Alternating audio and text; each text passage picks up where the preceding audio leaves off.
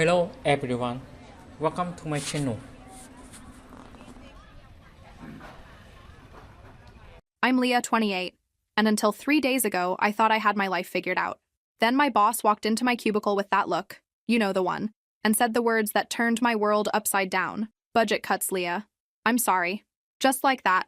5 years of loyalty, overtime, and skipped lunches meant nothing. The security guard who watched me pack my desk didn't even have the courtesy to look apologetic. Where are you watching from today?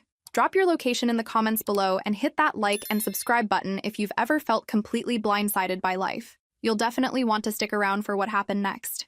See, I've always been the family's designated fixer. Not the smartest sister. That's Madison with her law degree. Not the most charming. That's definitely my cousin Tyler who could sell snow to Eskimos. But I was the reliable one. The one who paid mom's late electric bills without being asked. The one who drove dad to his doctor appointments when his back went out. The one who listened to everyone's problems and somehow always had a solution. Being fired 3 days before New Year's wasn't just a career setback, it was an identity crisis. For the first time in my adult life, I didn't have answers. I didn't have money to throw at family problems. I didn't even have money to buy my traditional contribution to our New Year's party, the expensive champagne that everyone expected but no one ever thanked me for. I sat in my car outside the office building for an hour, watching my former colleagues leave for lunch, wondering how I was going to break the news to my family. The holidays were supposed to be about togetherness, but I felt more alone than ever.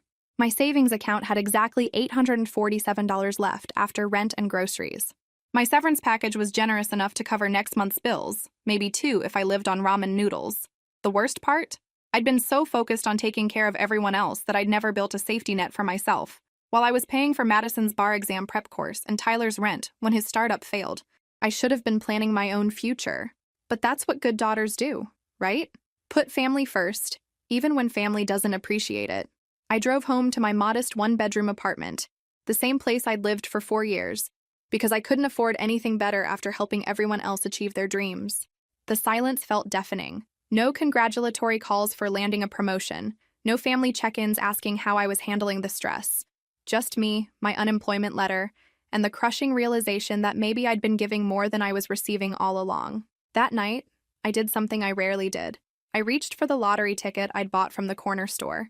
Same numbers I'd played for years. Dad's birthday, Mom's birthday, Madison's birthday. A weekly gesture of love for people who probably didn't even know I was thinking of them. As I tucked it into my wallet, I couldn't help but laugh at the irony. Playing numbers for family members who barely remembered mine. The next morning brought that special kind of anxiety that comes with unemployment.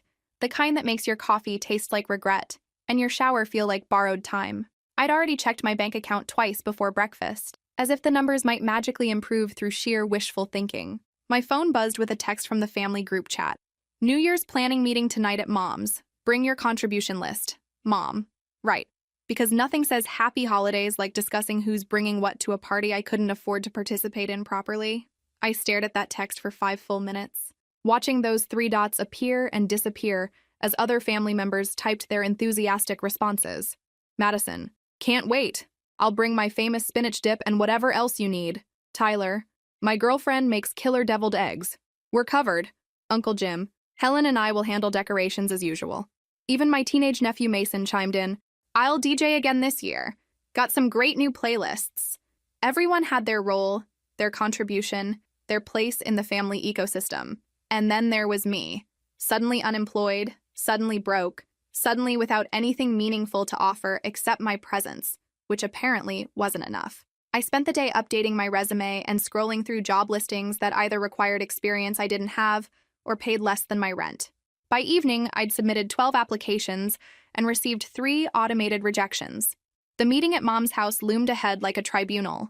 Walking into my childhood home felt different this time. The familiar smell of Mom's vanilla candles and Dad's after-dinner coffee couldn't mask the anxiety churning in my stomach. Everyone was already gathered in the living room, spread across the sectional sofa with their drinks and snacks, looking like a Norman Rockwell painting of family togetherness. Leah! Mom called out from her position as unofficial meeting coordinator. Perfect timing. We were just going through the party timeline.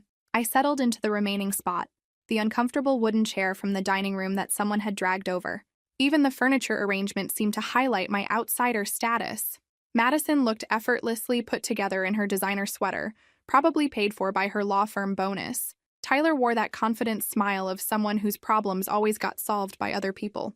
So, Dad said, consulting his color-coded spreadsheet because of course he had a spreadsheet. We're looking at about 50 guests this year. The usual crowd plus some new neighbors and Madison's boyfriend. Madison beamed at the mention of Brad, her investment banker boyfriend who drove a Tesla and never remembered my name. He's so excited to experience our family traditions. Wonderful, Mom said. Now, let's go through contributions. Tyler and Sarah are handling appetizers. Jim and Helen have decorations. Mason's our entertainment coordinator. She continued down the list while I tried to calculate if I could afford a bottle of decent champagne and still eat for the rest of the week. The answer was no.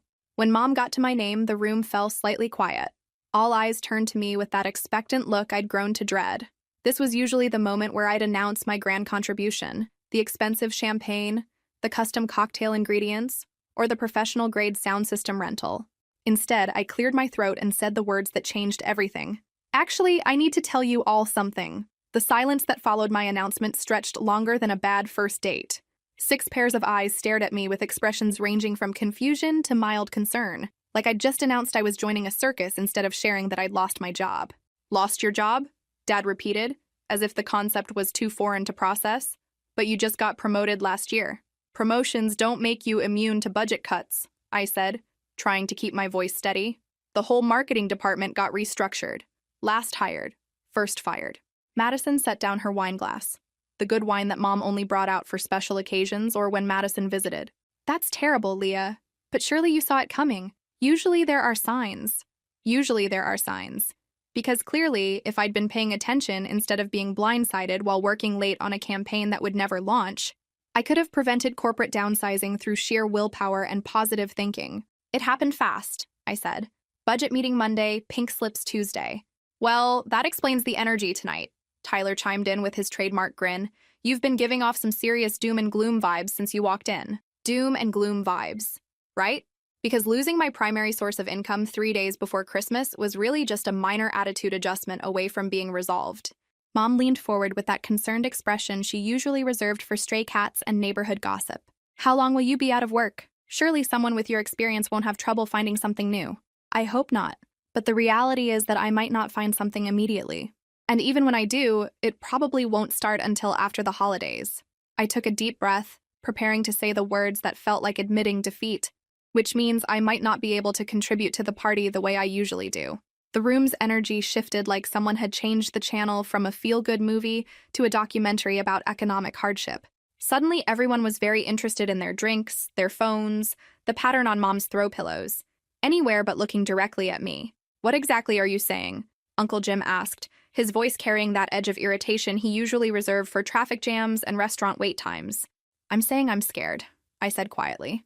I'm saying that for the first time in years, I don't have a solution ready. I'm saying I might need to skip contributing to the party fund this year because I need to focus on rent and groceries. The words hung in the air like smoke from a burnt dinner, acrid, unwelcome, and impossible to ignore.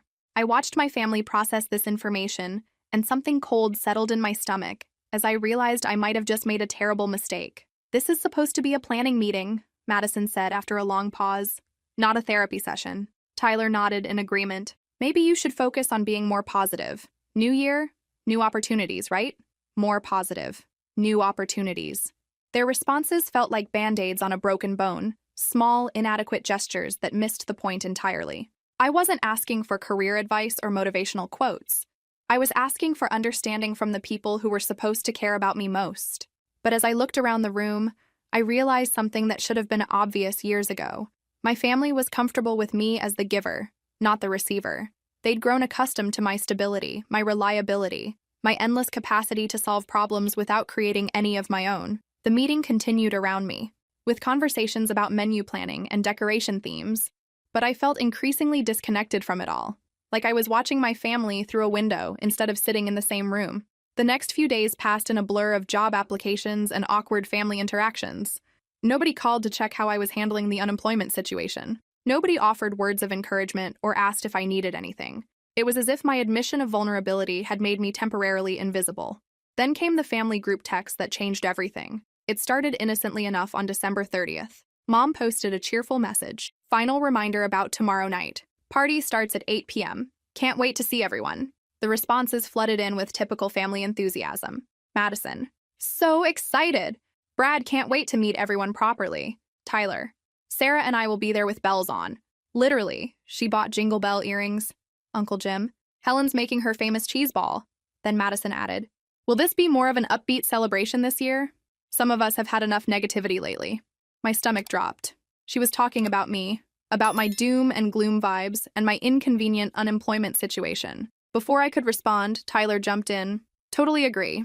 New Year's is supposed to be about fresh starts and good energy. Maybe some people should work on their mindset before joining the celebration. Some people. They weren't even using my name anymore.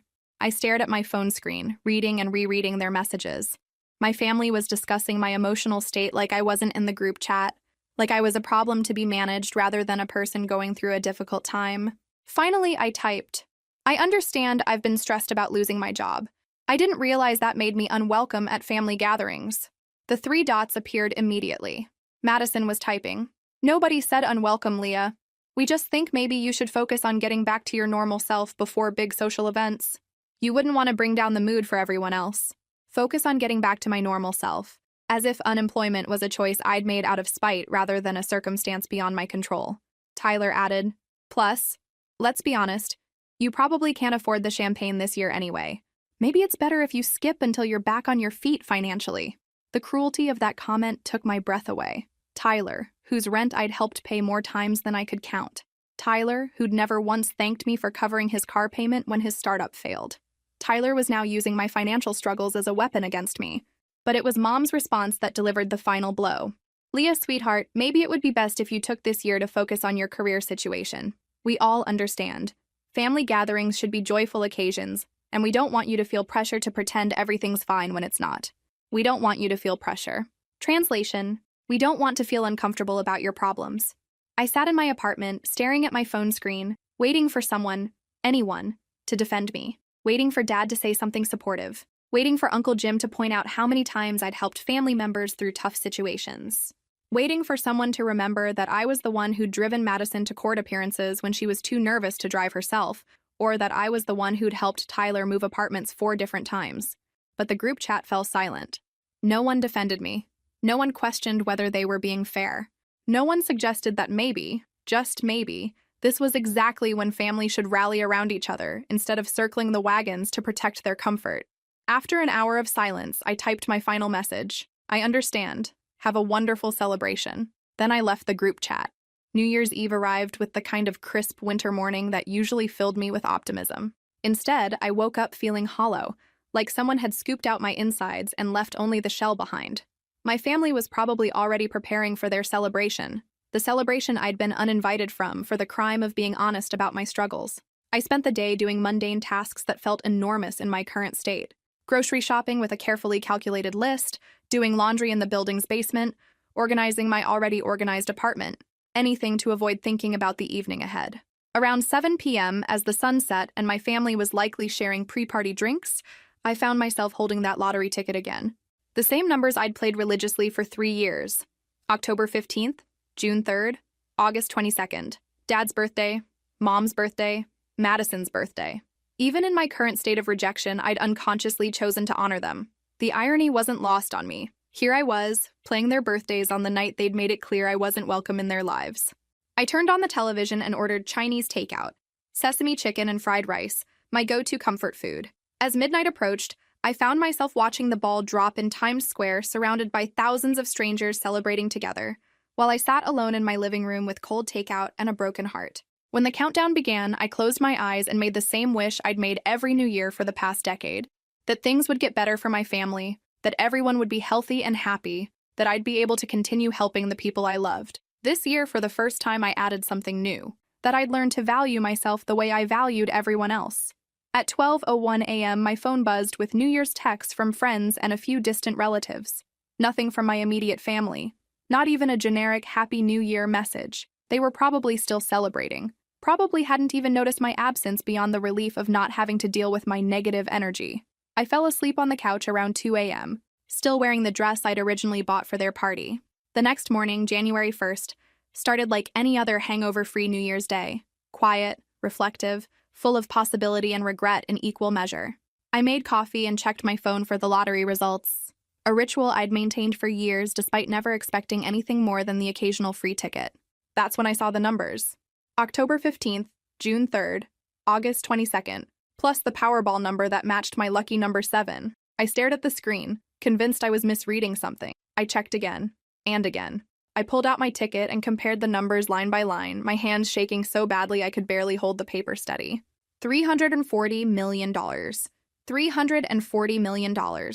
I won using the birthdays of the family members who just excluded me from their celebration. I sat on my couch for exactly 17 minutes, staring at that lottery ticket like it might spontaneously combust if I looked away. My brain kept cycling through the same thought. This couldn't be real. People like me didn't win life-changing amounts of money. People like me paid other people's bills and got uninvited from family parties for having the audacity to struggle. But the numbers were right there in black and white, mocking me with their perfect alignment. My first instinct was to call someone, to share this impossible news with another human being who could confirm I wasn't having some kind of breakdown. But who could I call? My family had made their position clear. My few close friends were probably still sleeping off their New Year's celebrations. So I did what any rational person would do upon discovering they'd won $340 million. I Googled what to do if you win the lottery, and spent 2 hours reading articles about tax implications and lottery lawyers. By 10 a.m., I'd created a mental to-do list that started with call lottery office and ended with figure out how to navigate suddenly having more money than God. But first, I needed coffee and the illusion of normalcy. I was standing in my kitchen, holding my lottery ticket and wondering if this was all an elaborate dream, when my phone started buzzing. Not just a text or call, continuous buzzing like someone was having a technological seizure. The first call was from a number I didn't recognize. Then another. Then 5 more in rapid succession. Then came the text from Madison. Leah, call me right now. Followed immediately by, I can't believe this is happening. And then, please tell me you didn't actually win. My stomach dropped. Somehow they'd found out. I'd been careful not to tell anyone. Hadn't posted anything on social media.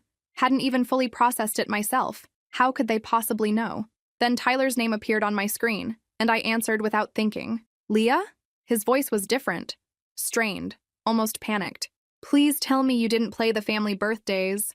The family birthdays. Of course. Mom had probably seen the winning numbers on the news and recognized the dates immediately. October 15th, June 3rd, August 22nd. Dates she'd celebrated for years. Dates that were permanently etched in family memory. Tyler, Holy shit, Leah. Holy shit, you actually did it. You actually won. His voice cracked slightly. $340 million. With our birthdays. Our birthdays. Interesting how they'd suddenly become our birthdays again. Before I could respond, he continued. Listen, I know things got a little heated the other day. Family stress, you know? But we're all so excited for you. This is incredible. This is life-changing for everyone. Life-changing for everyone. Not life-changing for me, life-changing for everyone. As if my lottery win was a family lottery win, as if the money I'd won with my own ticket using numbers I'd chosen was somehow a collective windfall. Tyler, I need to... Mom wants to talk to you. We all want to celebrate. Can you come over? We should plan how to handle this together. As a family. As a family. The same family that had uninvited me from their celebration less than 48 hours ago for having negative energy. The same family that had suggested I skip gatherings until I got my life together. My phone was now buzzing with texts from numbers I hadn't heard from in months. Cousins, aunts, uncles, family friends who'd somehow gotten my number and suddenly remembered my existence. But it was the message from Mom that made my hand shake. Sweetheart, I just saw the numbers on the news. I recognized them immediately. Those are our special dates. Can you believe it? This is meant to be. This is going to change everything for all of us. We should meet today to discuss how to move forward. Love you so much. Love you so much. When was the last time she'd said that? When was the last time any of them had expressed love without it being connected to what I could do for them? I turned off my phone and sat in the silence of my apartment, holding a piece of paper worth more money than I could conceptualize. The same family that had excluded me for being broke was now including themselves in my wealth. The irony would have been funny if it wasn't so heartbreaking. Within an hour of turning my phone back on, I had 47 missed calls, 83 text messages, and apparently I'd been re-added to the family group chat I'd left 2 days earlier. The same group chat where I'd been essentially voted off the island for having the audacity to be unemployed during the holidays. The group was now called Leah's Big News, with approximately 12 heart emojis. because nothing says genuine family love like emoji overuse and excessive exclamation points. The messages were a masterclass in selective amnesia. Madison. OMG, OMG, OMG, I can't believe my sister is a millionaire. Tyler. This is insane. Best New Year's ever. When can we celebrate properly? Mom. I always knew this family was blessed. The universe has rewarded our Leah's generous heart. Our Leah. Funny how I'd been promoted from negative energy to our Leah in the span of discovering I had money. Uncle Jim. Helen and I are so proud. You deserve every penny. Every penny. Including the pennies I'd apparently been too broke to contribute to their party, according to these same people 48 hours ago. But it was Madison's follow-up message that really showcased the family's newfound enthusiasm. I've been looking at cars online and found the perfect BMW for myself, just thinking about how we should coordinate our luxury purchases. Sisters supporting sisters. Sisters supporting sisters. The same sister who'd suggested I skip family gatherings until I fixed my attitude problem. Then came Tyler's contribution. Sarah and I found this amazing downtown loft. The rent is only $4,000 a month, perfect for young professionals like us. Maybe we could discuss investment opportunities later. Investment opportunities. Translation. Please pay our rent forever because we're too important to work jobs that actually cover our lifestyle choices. My phone rang again. Dad this time. I let it go to voicemail, then listened to his message with morbid curiosity. Leah, sweetheart, this is incredible news. Mom and I are so excited we can barely think straight. This is life-changing for the whole family. We should get together today to discuss how to handle everything. Financial planning, media attention, family coordination. There's so much to organize. Call us back as soon as you get this. We love you so much, honey. This is amazing. Life-changing for the whole family. Not life-changing for me. Life-changing for the whole family. As if I'd won some kind of group lottery instead of playing my own numbers with my own money. The irony was so thick you could cut it with a knife. These were the same people who'd been concerned about my negative energy contaminating their New Year's celebration. Now suddenly they wanted to coordinate our futures like some kind of financial commune. More calls came in from relatives I hadn't spoken to since last Christmas. Cousin Sarah from Portland, who'd never returned my birthday calls. Aunt Jennifer from Florida, who'd skipped my college graduation because it was too far to travel. Uncle Mike from Chicago, who'd borrowed $500 3 years ago and had apparently developed amnesia about paying it back. Everyone suddenly remembered my existence and, more importantly, my phone number. The group chat continued its frenzied activity. Mom, we should plan a proper celebration, maybe a family vacation? I've always wanted to see Italy. Madison, yes, Europe would be perfect. We could rent a villa. Tyler, or we could go somewhere tropical. I need some beach time after all this excitement. They were planning my money like it was community property. No questions about what I wanted to do, where I wanted to go, or whether I'd even want to travel with people who'd uninvited me from a dinner party for being unemployed. I scrolled through message after message of sudden affection and elaborate plans, all centered around my newfound wealth. Not once did anyone acknowledge what had happened 2 days ago. Not once did anyone say, hey, maybe we were too harsh when we kicked you out of the family celebration. Instead, it was all hearts and emojis and carefully crafted messages about how this windfall was meant to be, and how we were all blessed, and how the family had always been so close. Have you ever experienced something so surreal that you wondered if you'd accidentally stepped into an alternate universe? Drop your location in the comments if you've ever watched people completely rewrite history to suit their current needs. I turned my phone face down and walked to my kitchen window. Outside, the world looked exactly the same as it had yesterday. Same apartment building across the street, same traffic pattern, same gray January sky. But inside my apartment, inside my life, everything had shifted into something I barely recognized. The family that had excluded me for having problems now wanted to include themselves in my solution. And somehow, I was supposed to pretend that made perfect sense. I spent the next 3 days in what I can only describe as strategic silence. My phone continued its relentless assault of calls, texts, and voicemails, but I'd learned something valuable from my family's recent behavior. Sometimes the most powerful response is no response at all.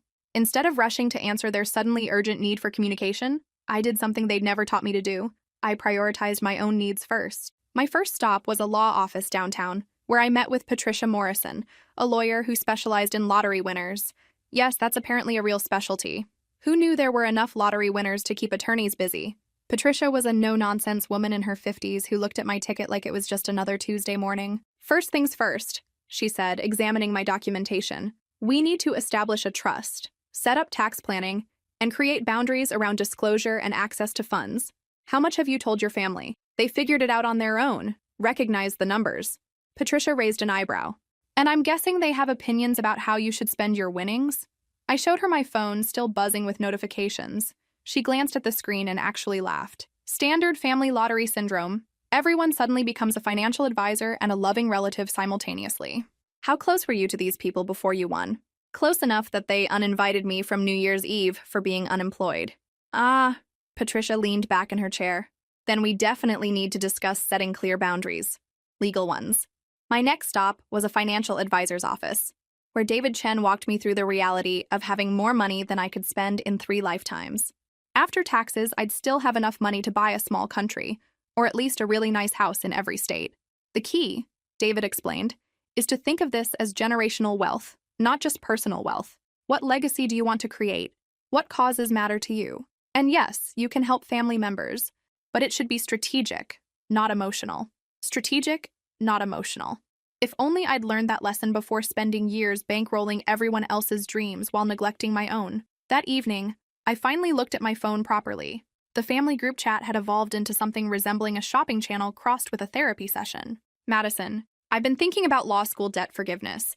This could really help my career trajectory. Tyler, student loans are such a burden on young people. This is a chance to invest in education. Mom, your father's truck needs major repairs. Nothing fancy, just reliable transportation. Dad, the house could use some updates. Kitchen renovation, maybe a pool for family gatherings. Each message was carefully crafted to sound reasonable, practical, necessary. Nobody was asking for yachts or diamonds, just debt relief, home improvements, educational investments. All perfectly justifiable requests that happened to total several $1,000,000 when added together. The psychological manipulation was almost artistic in its subtlety. They weren't being greedy. They were being practical. They weren't demanding money. They were presenting investment opportunities. They weren't exploiting me. They were including me in their financial planning. But here's what was truly fascinating. Not one person had asked how I was feeling about winning. Not one person had acknowledged that this might be overwhelming or life-changing for me personally. Not one person had said, "This must be surreal for you. How are you processing all of this?" Instead, every message focused on what my windfall could do for them. Uncle Jim's message was particularly enlightening. "Leah, honey, I've been thinking about that conversation we had about starting a business. Remember how you always said you'd support family ventures? This could be the perfect opportunity to invest in something meaningful." I had no memory of any conversation about supporting his business ventures, but apparently my lottery win had triggered everyone's selective recall about promises I'd supposedly made. My phone rang. Madison again. This time I answered.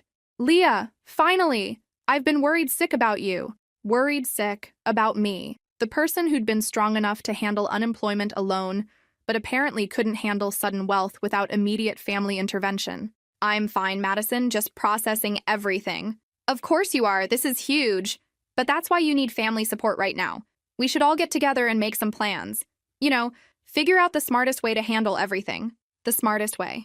Because clearly, as the person who just won $340 million, I was too stupid to handle my own financial decisions without a committee of relatives who'd never successfully managed their own money. "I've been thinking," she continued, "and I really think we should approach this as a family unit. Pool our resources, coordinate our investments, maybe even look into some joint ventures. Think of the opportunities. Joint ventures, where everyone shares the risks, but I provide the capital." "Madison," I said carefully, "what exactly do you think my winning the lottery means for the rest of the family?" "Well, it means we're all blessed. This isn't just your win, Leah. This is a family win. The universe has chosen our family for abundance." The universe had chosen our family, not me, our family.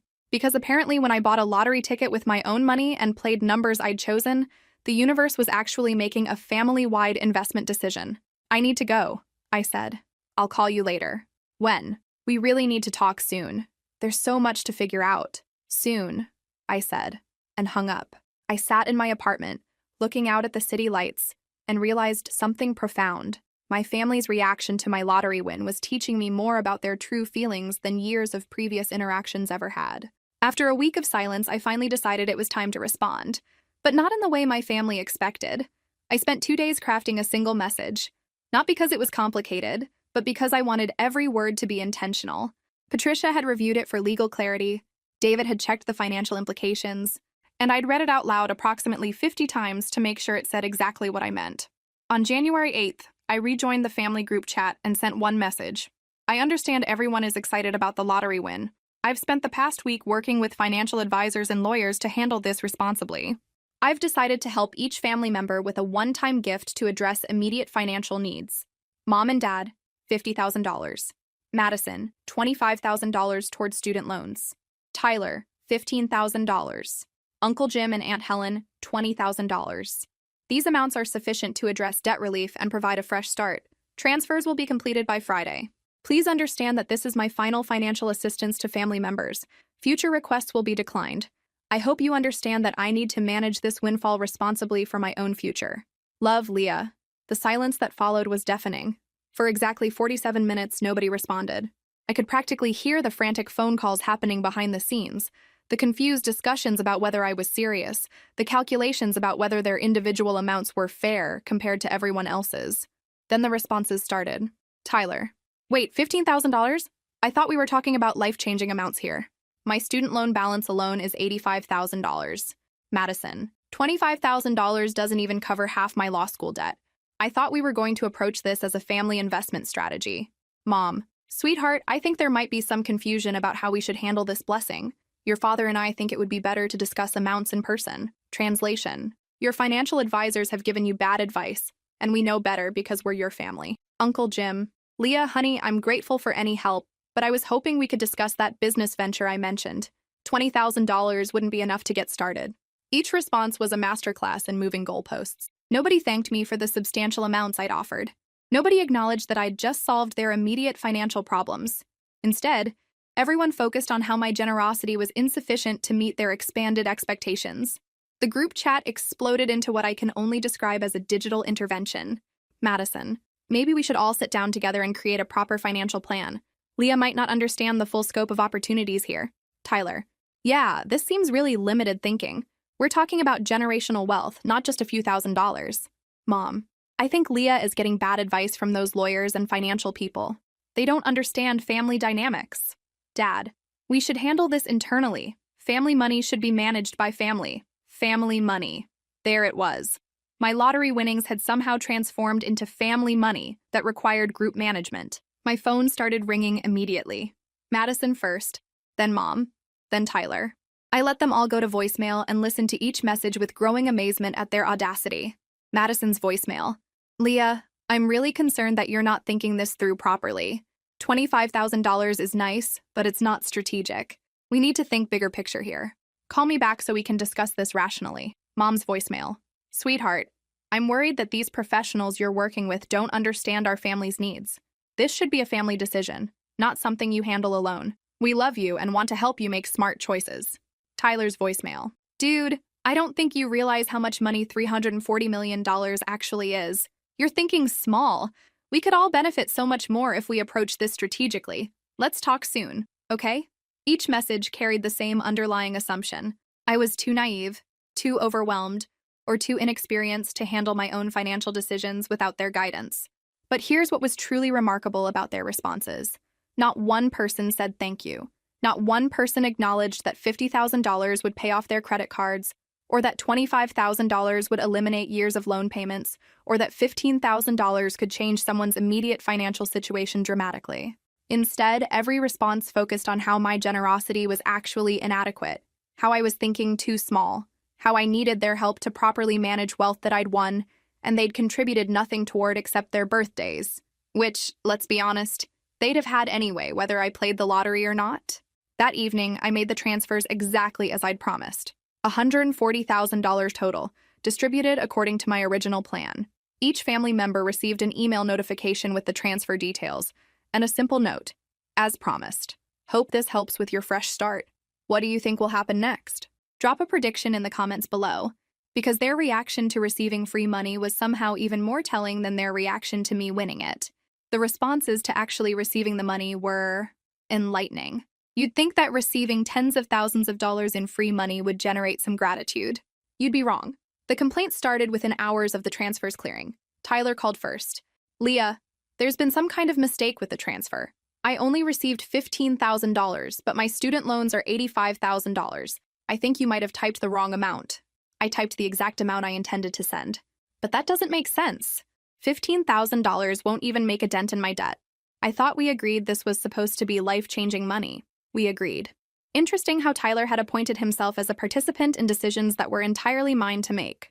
It's enough to make your minimum payments for over a year while you figure out a longer-term plan. Leah, I think you're not understanding the bigger picture here. You have $340 million. Giving me $15,000 is like me giving you 15 cents. It's insulting. Insulting. Receiving $15,000 for free was insulting. I wondered if Tyler would find it less insulting to receive nothing at all, but I kept that thought to myself. Madison's call came next. We need to talk about the transfer amount. $25,000 is generous, but it's not strategic. If you really want to help me succeed in my career, paying off all my student loans would be an investment in the family's future earning potential. An investment in the family's future earning potential. Madison had somehow reframed my gift as a business investment that would eventually benefit me financially. Madison, $25,000 pays off a significant portion of your debt, but not all of it. And leaving me with partial debt doesn't actually solve the problem. It's like fixing half a broken bone. It's still broken. Her metaphor was creative. I'll give her that. Comparing my financial gift to inadequate medical treatment was a new level of entitlement, but it was Mom's call that truly showcased the family's evolving perspective. Leah, sweetheart, your father and I are grateful for the $50,000, but we've been talking and we're concerned about your approach to this whole situation. My approach to winning the lottery? Your approach to family. This blessing isn't just about you, honey. It's about all of us.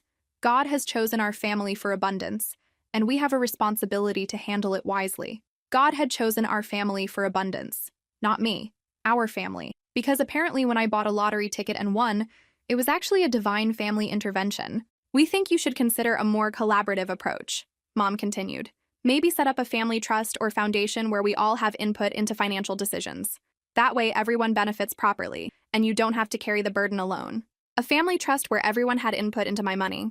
The burden of being wealthy was apparently too heavy for me to carry without committee oversight. Mom, I've already given everyone substantial amounts of money. Substantial for regular people, but not substantial considering the blessing you've received. You need to think proportionally. Sweetheart, think proportionally, because giving away $140,000 within a week of winning wasn't proportional enough. Over the next few days, the pressure intensified. Group chat messages shifted from gratitude to strategy sessions about how I could maximize the family benefit of my winnings. Uncle Jim, I've been researching family foundations. We could structure this so everyone has ongoing support instead of one-time payments. Tyler, I found this article about lottery winners who failed because they didn't involve their families in financial planning. We should learn from their mistakes. Madison, there are tax advantages to larger family gifts. You might actually save money by giving us more. Each message was carefully crafted to suggest that giving them more money would somehow benefit me. More tax advantages. Better financial planning. Reduced burden. All I had to do was surrender control of my winnings to people who'd uninvited me from New Year's dinner for being unemployed. The most remarkable part wasn't their requests for more money. It was their complete inability to acknowledge what I'd already given them. No thank you cards. No expressions of gratitude. No recognition that I'd just eliminated years of their financial stress with the click of a button. Instead, every conversation focused on why my generosity was inadequate, why I needed their guidance, and why my lottery win was actually a family responsibility that required group management. I started keeping a running list of their justifications for why I owed them more money. The list included, it's not about the money, it's about family unity. You need our help to manage this properly. God intended this blessing for all of us. We're looking out for your best interests. This is generational wealth, not personal wealth. Family should come first. You're thinking too small. We're trying to help you succeed. Not one justification acknowledged a simple truth. It was my money, won with my ticket, and any financial assistance I provided was generosity, not obligation. But here's what I finally understood. My family's reaction to my lottery win wasn't about greed. It was about control. For years, they'd been comfortable with me as the family problem solver, the one who paid late bills and covered emergencies. That dynamic required me to have resources, but not too many resources. Enough to help them, not enough to be independent. My lottery win had disrupted the family ecosystem. Suddenly, I had power they couldn't manage, resources they couldn't control, and independence they couldn't influence. Their solution wasn't to adjust to this new reality. It was to reshape my windfall into something that restored the old dynamic with them as beneficiaries and me as the provider, just on a much larger scale. The realization was both heartbreaking and liberating. 3 weeks after I'd made the transfers, Dad called with an unusual request. "Leah, your mother and I would like to talk to you, in person. Not about money," he added quickly. "About family." Something in his voice was different, quieter, less certain than the confident tone he'd used when explaining why I should establish a family trust. I agreed to meet them at a neutral location, a coffee shop downtown where we couldn't be overheard and couldn't trap each other in anyone's personal space. When I arrived, they were already seated at a corner table, looking older somehow than they had just a month ago. Mom's eyes were red-rimmed, and Dad's usual confident posture had collapsed into something resembling defeat. "Thank you for coming," Mom said, her voice barely above a whisper. "We weren't sure you would." I ordered coffee and waited. Whatever this conversation was going to be, I'd learned the value of letting other people fill uncomfortable silences. Dad cleared his throat. "We've been doing a lot of thinking since you sent that money. About the lottery, about the family meetings, about—" He paused, seeming to struggle with the words. "About how we've treated you." This was not the conversation I'd expected. Mom leaned forward. "Leah, we owe you an apology." Several apologies, actually. I stayed silent, stirring my coffee and waiting for the inevitable "but" that would explain why their behavior was actually justified. Instead, Mom's voice cracked. "We failed you. When you lost your job, when you reached out to us, when you needed support, we failed you completely." Dad nodded. "We were so concerned about protecting our comfort, our celebration, our good mood, that we forgot the most basic rule of family. You show up when someone is struggling, not when they're celebrating." I stared at them, waiting for the catch, the condition, the explanation for why this was actually my fault somehow. Mom continued, tears now flowing freely. "I've been playing that group chat conversation over and over in my head. You were scared and vulnerable, and instead of supporting you, we made you feel ashamed for having problems. Madison called you a source of negative energy," Dad added, "and we said nothing. Tyler joked about you being too broke to buy champagne, and we said nothing. We let them exclude you from your own family's celebration, and then we supported their decision." The words I'd been waiting to hear for months were finally being spoken, but they felt strange in the air between us, like a foreign language I'd once known, but had forgotten how to understand. "When we saw those lottery numbers," Mom said, "when I realized they were our birthdays, my first thought wasn't joy for you. It was relief for us. Relief that our financial problems might be solved. Relief that maybe we could stop feeling guilty about how we treated you because now everything would work out." Dad's hands were shaking as he reached for his coffee.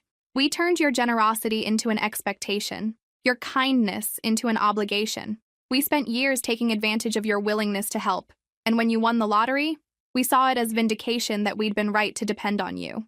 But we were wrong," Mom whispered. "We were wrong about everything. We raised you to be giving and responsible, and then we punished you for not being invulnerable. We taught you to put family first, and then we showed you that family meant everyone except you." I felt something shifting inside me. Not forgiveness exactly, but recognition. They were finally seeing what I'd been trying to show them for years. "The money you sent us," Dad continued, "it was incredibly generous, more than generous, and our response was to complain that it wasn't enough. Do you know how that sounds? Do you know what that says about us as people? It says," Mom answered for him, "that we've become exactly the kind of people we used to judge, the kind who take advantage of family generosity and then demand more." They sat in silence for a moment, letting the weight of their admission settle between us. "We don't want your money," Dad said finally. "Well, we do want it, which is part of the problem. But we want our daughter more. We want the chance to be the parents you deserved when you were struggling, not just when you're wealthy." Mom reached across the table, her hand stopping just short of mine. "We know we can't undo the damage we've done. We know we can't take back choosing comfort over compassion, but we wanted you to know that we see it now. We see how badly we failed you, and we're sorry." The apology hung in the air like morning fog. Real, substantial, but fragile. I could feel the sincerity in their words, see the genuine remorse in their faces, but I could also feel the scar tissue that had formed around the wounds they'd inflicted. "I appreciate you saying this," I said carefully. "It means more than you know to hear you acknowledge what happened." "But?" Dad asked, reading my hesitation correctly. "But acknowledging what happened doesn't undo it, and I need to protect myself from it happening again." Mom nodded, tears still streaming. "We understand. We don't expect forgiveness. We just needed you to know that we know we were wrong. For the first time in my adult life, My parents were taking full responsibility for their actions without trying to manage my response to their behavior. It was exactly what I'd needed to hear, and it came exactly too late to change what I'd already decided to do. I sat with my parents for another hour that day, drinking coffee and having the most honest conversation we'd ever shared. They told me about their fears: fear of financial insecurity, fear of disappointing their children, fear of admitting they'd made mistakes. I told them about my hurt, the years of feeling invisible, the exhaustion of being everyone's solution, the heartbreak of being excluded when I finally needed support. But here's the thing about profound conversations: they don't automatically repair profound damage. When I got home that evening, I did something I'd been planning for weeks. I called Patricia Morrison and David Chen and told them to proceed with the plans we'd discussed. Within a month, I'd purchased a house in a city 3 hours away, far enough to require intentional contact, close enough for emergencies. I'd enrolled in graduate school, something I'd wanted to do for years but had never been able to afford. I'd started a small private foundation focused on supporting people during employment transitions, and I'd changed my phone number. The new number went to immediate family only: Mom, Dad, and Madison, with a clear message: emergency contact only. Tyler received a letter explaining that his pattern of financial dependence and criticism had made a relationship impossible for me. Uncle Jim and Aunt Helen received a similar letter, thanking them for the good memories but explaining that I needed space to build a life without constant financial requests. The foundation became my way of channeling what I'd learned. Every grant recipient was someone experiencing job loss, career transition, or unexpected financial crisis. People who needed support exactly when society tends to look away. But the real change happened internally. For the first time in my adult life, I made decisions based on what I wanted instead of what others needed from me. I bought furniture I liked instead of furniture that would impress visitors. I traveled to places I wanted to see instead of places others thought I should visit. I dated men who treated me as an equal instead of men who saw me as a solution to their problems. My parents and I developed a careful relationship built on weekly phone calls and monthly visits. They kept their promise about not requesting money, and I kept my promise about staying in touch. Madison and I talked occasionally, usually about work or books, carefully avoiding any topic that might lead to financial discussions. The rest of the family gradually stopped calling. 6 months after winning the lottery, I was sitting in my new backyard, a small garden space I'd designed myself, when I realized something profound. Winning $340 million had changed my circumstances, but losing my illusions about family had changed my life. For years, I'd believed that being a good daughter meant being endlessly available, endlessly generous, endlessly willing to sacrifice my own needs for others' comfort. I'd confused love with utility, thinking that my value to my family came from my ability to solve their problems. The lottery win had forced everyone's true feelings into the open. My family's love had been conditional on my usefulness. Their support had been contingent on my maintaining the role they'd assigned me. Their inclusion had depended on my never having needs of my own. But discovering that I'd been playing a rigged game didn't make me bitter. It made me free. Free to build relationships based on mutual respect instead of one-sided utility. Free to define success by my own standards instead of others' expectations. Free to say no without guilt, and yes without resentment. The most expensive lesson of my life had cost me a family, but it had given me something invaluable: myself. I still play the lottery occasionally, though I've changed my numbers. Instead of playing birthdays of people who took my love for granted, I play dates that matter to me: the day I started graduate school, the day I bought my house, the day I learned to value my own worth. I don't expect to win again. Lightning doesn't strike twice, and I don't need it to. But if it does happen, I'll be ready. I know exactly who I am now, and more importantly, I know exactly who deserves to be part of my life. Sometimes the real jackpot isn't money, it's clarity. And sometimes losing the people you thought you needed is the only way to find the person you actually are. If this story resonated with you, make sure to like and subscribe for more stories about finding strength in unexpected places. Because sometimes the best thing that can happen to you is discovering that you're stronger than you ever imagined.